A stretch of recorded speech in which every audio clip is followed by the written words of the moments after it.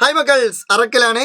ഇവിടെ ഒരു ചോദ്യം തന്നിട്ടുണ്ട്. വാട്ടർലെസ് ഫാമിംഗ് മെത്തേഡ്, അതായത് ജല ഉപയോഗം കുറഞ്ഞ കൃഷി രീതികൾ. ജലമൊന്നും നമ്മളടുത്ത് തീരെ ഇല്ല എങ്കിൽ നമുക്ക് കൃഷി ചെയ്യാൻ പറ്റുമോ? പറ്റും. പിന്നെ എന്തിനാമത്തെ അറക്കൽ ജീവിച്ചിരിക്കുന്നത്? എടാ, നിങ്ങൾക്ക് വേണമെങ്കിൽ എന്ത് യൂസ് ചെയ്യാം? ഗ്രീൻ ഹൗസ്, ഹരിതഗ്രഹം യൂസ് ചെയ്യാം. അല്ലെങ്കിൽ ഡ്രിപ്പ് ഇറിഗേഷൻ, തുള്ളി നന, കുറച്ചൊക്കെ നനച്ചു കൊടുത്താൽ മതി, തുള്ളി നന. ആ ഒരു ടൈപ്പ് ഓഫ് കൃഷി ഉപയോഗപ്പെടുത്താം. പിന്നെ അതുപോലെ തന്നെ വിക്ക് ഇറിഗേഷൻ, തിരി നന, പിന്നെ മൾച്ചിങ് അഥവാ പുതയിടൽ. ഇത് നാലുമാണ് വാട്ടർ ഉപയോഗം കുറഞ്ഞ കൃഷി രീതികൾ, അല്ലെങ്കിൽ വാട്ടർലെസ് ഫാമിംഗ് മെത്തേഡ്സുകൾ. ഓക്കെ, അപ്പൊ ഹരിതഗ്രഹം, തുള്ളി നന, തിരിനന, മൾച്ചിങ് അല്ലെങ്കിൽ പുതയിടൽ.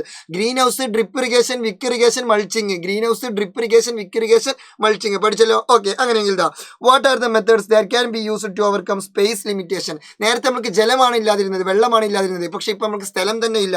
ആ സ്ഥല പരിമിതി മറികടക്കാൻ ഉപയോഗപ്പെടുത്താൻ പറ്റുന്ന മാർഗ്ഗങ്ങൾ ഏതെല്ലാം? സ്ഥലമില്ലെങ്കിൽ നമുക്ക് എങ്ങനെ കൃഷി ചെയ്യാം? നമുക്ക് സാക്ക് ഫാമിംഗ് നടത്താം, ചാക്കിൽ കൃഷി ചെയ്യാം.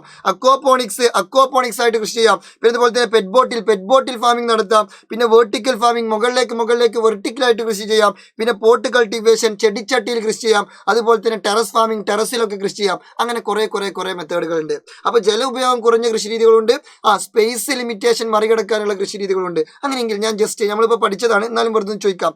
ടെറസ് ഫാമിംഗ്, ടെറസിൽ കൃഷി ചെയ്യുന്ന പരിപാടി, അത് എന്താണ് സ്പേസ് ലിമിറ്റേഷൻ മറികടക്കാനുള്ള ഒരു മെത്തേഡ് ആണോ അല്ലയോ? യെസ് ഓർ നോ, ജസ്റ്റ് ഒന്ന് കമന്റ് ചെയ്യൂ. See you soon. നിങ്ങളുടെ സ്വന്തം അറക്കൽ. All the best.